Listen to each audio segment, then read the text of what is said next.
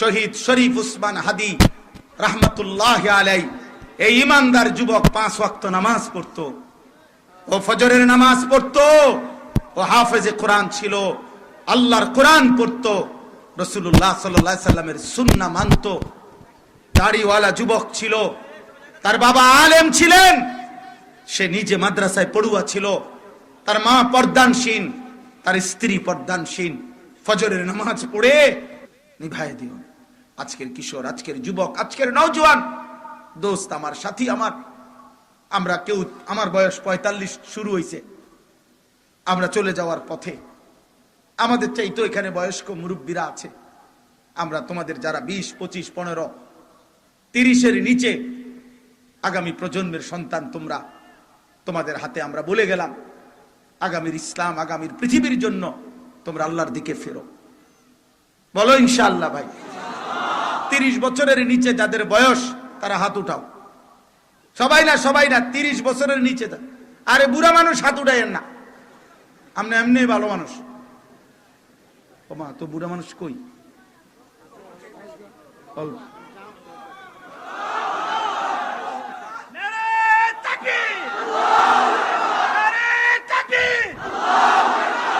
মাশাআল্লাহ, সবাই নিয়ত করো ইনশাআল্লাহ।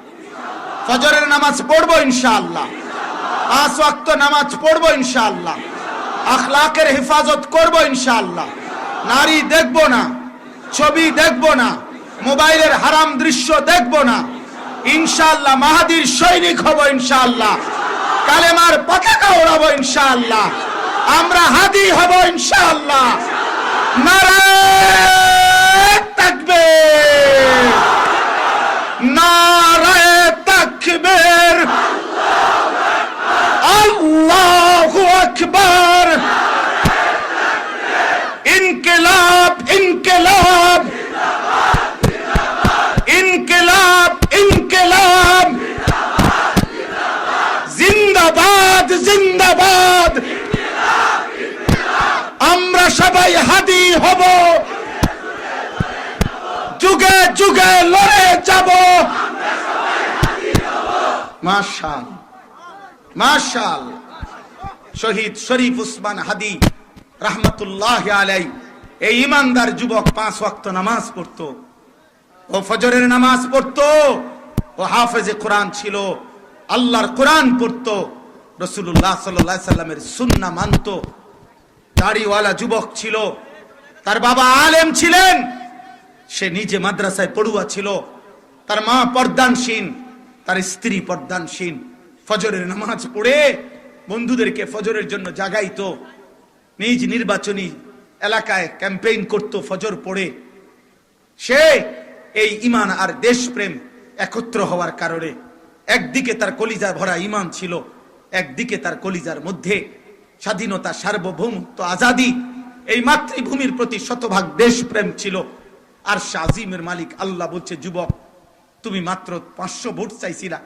সে বলছিল, আমি এবার প্রথমবারের মতো নির্বাচনে দাঁড়াইছি স্বতন্ত্র প্রার্থী হিসাবে, আমি যদি প্রথমবার 500 ভোটও পাই আমি নিজেকে ভাগ্যবান মনে করব। আর আজিমের মালিক আল্লাহ বলছে, না, আমি তোর ফজরের সেজদা নিলাম, আমি তোর 5 ওয়াক্ত নামাজের সেজদা নিলাম, আমি তোর কোরআনের উচ্চারণ নিলাম, আমি তোর জিন্দাবাদের ধ্বনি নিলাম, আমি তোর নারায়ে তাকবীর গ্রহণ করলাম। যুবক, অতএব 500 ভোট না, 18 কোটি মানুষের চোখের পানির ভালোবাসা আমি তোকে দিয়ে দিলাম।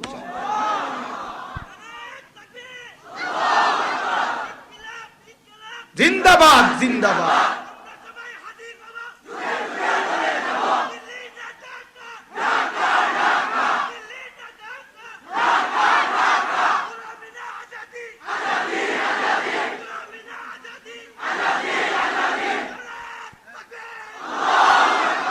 অতএব আমার ভাই নওজোয়ান, মরলে এমন মরাই মইর যে মৃত্যুতে হাফেজ, আলেম, মুফতি, মুহাদ্দিস, পীর, বুজুর্গ, তালিবে ইলম, হাফেজে কোরআন, লক্ষ কোটি ইমানদার, 90 বছরের বৃদ্ধ, 4 বছরের বাচ্চা, যার মৃত্যুতে সবার চোখে পানি পড়েছে। মরলে এমন মরাই মইর, বাঁচলে এমন বাছাই পাইছ।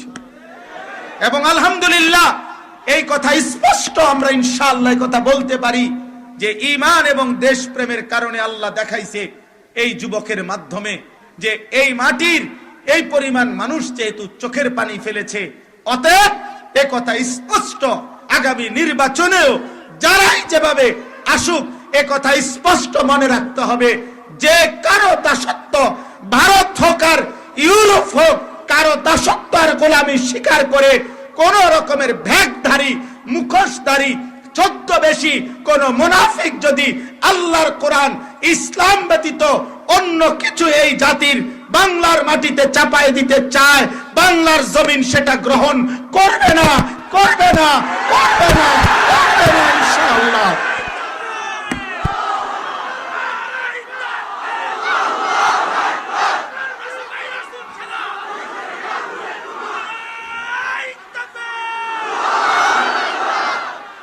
কোন ধানাই পানাই চলবে না, বলেন ইনশাআল্লাহ। এ মাটি ইসলাম ছাড়া অন্য কিছু নেবে না, অন্য কিছু খাবে না। এ মাটি যাইতে গাইব, সময়ের ব্যবধান হইতে পারে, কেউ 16 বছর, কেউ 32 বছর, জাউঙ্গা লাগবে, হয় অটো দিয়া, নয় হেলিকপ্টার দিয়া, নাই তো কোন আচ্ছা দৌড় দিয়া। আজ না হোক কাল যাইতে সোজা চলে যেতে হবে, বাগুন লাগবো, বাগুন ইনশাআল্লাহ। আল্লাহ আমাদেরকে তৌফিক দান করে, আল্লাহ আমাদের যুবকদেরকে হিম্মত দান করে। দোস্ত আমার, বন্ধু আমার, উত্তম মানুষের সঙ্গী হও, উলামায়ে কেরামের সঙ্গী হও, আল্লাহর প্রিয় বান্দাদের সঙ্গী হও। আগামী সময়ের জন্য ইনশাআল্লাহ তোমরা নওজোয়ান রেডি হও, ইসলামের জন্য, কালেমার জন্য, দ্বীনের জন্য। তোমরা জানো না, অনেক যুবক জানো না হয়তো, যে পরিমাণ শহীদ শরীফ ওসমান হাদির জন্য যে পরিমাণ স্লোগান দিছে প্রকাশ্যে যতজন, আলহামদুলিল্লাহ গোপনে আড়ালে এর চাইতে কোটি বেশি যুবক আগামী দিনের ঈমান এবং দেশপ্রেম একত্র করে এই মাটি না গোটা পৃথিবীর আজাদির জন্য রেডি হচ্ছে চাইতে ইনশাআল্লাহ, ইনশাআল্লাহ। অতএব উত্তম সঙ্গী বানাও, কোন অসৎ, কোন চরিত্রহীন, কোন নাপাক, কোন অশ্লীল, অসভ্য ছেলে মেয়ে কারোর সাথে ভাইয়া সম্পর্ক করো না, কোনোভাবেই না। যে তোমাকে আল্লাহ চিনায় না, যে তোমাকে নামাজের কথা বলে না, যে তোমার আখিরাতের স্বপ্ন দেখায় না, যে তোমার হালাল হারামের কথা বলে না, সেই 3টা বাজে যেই বন্ধুর সাথে বের হইলা, রাত 11টা পর্যন্ত তার লগে আড্ডা দিলা, 3টা থেকে 11টা 8 ঘন্টা, 8 ঘন্টায় 3টা ওয়াক্ত নামাজের আজান হইছে, আসরের আজান, মাগরিবের আজান, এশার আজান। অথচ এই 8 ঘন্টায় যেই বন্ধু নামের দুষ্ট শয়তান তোমার একবারও বলল না যে দোস্ত তুইও মুসলমান, আমিও মুসলমান, চল আমরা আসরের নামাজ, মাগরিব নামাজ পড়বো, নামাজ পড়বো। মনে রাখো আব্বা, এ বন্ধু না, এ বন্ধু নামের শয়তান। নারীর পর নারী দেখতেছ, সেও দেখে, তোমারও দেখায়, একবারও বলে না দোস্ত এটা হারাম, এটা গুনাহ। এক বন্ধু কিসের? এ বন্ধু কিসের? যে তোমারে সুদের আড্ডায় নিল, যে তোমারে ঘুষের আড্ডায় নিল, যে তোমারে নারীর আড্ডায় নিল, যে তোমারে জিনার আড্ডায় নিল, যে তোমারে মদের আড্ডায় নিল, যে তোমারে জুয়ার আড্ডায় নিল, যে আমার তোমারে হারাম আড্ডায় নিল, হারাম সংস্পর্শে মিশাই দিল, সে কি বন্ধু? কথা বলে না, সে কি বন্ধু? কিয়ামতের দিন এমন অসৎ বন্ধুর জন্য খোদার কসম আফসোস করতে হবে, আফসোস করতে হবে।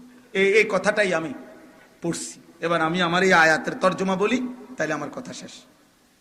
আমি এই কথাইটাই পড়ছি আজকে। আমার আয়াত, যে আয়াত 5টা, এই আয়াত অসৎ বন্ধু যে যার কারণে কুফর করেছে, শিরিক করেছে, মুনাফিকি করেছে, কবিরা গুনাহ করছে, হারাম করছে, খোদার কসম কিয়ামতের দিন সেই অসৎ বন্ধু, মানুষ মাত্রই সংঘ, মানুষ একা চলে না, মানুষ তার জীবন চলার পথে সঙ্গী খুঁজে নেয়।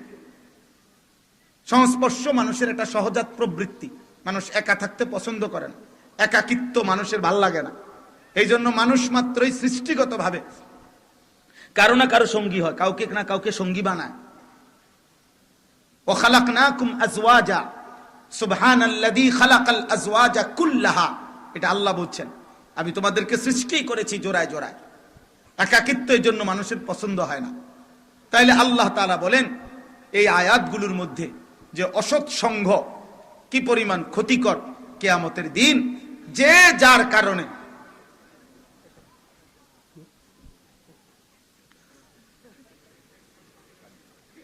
কখন আসছে?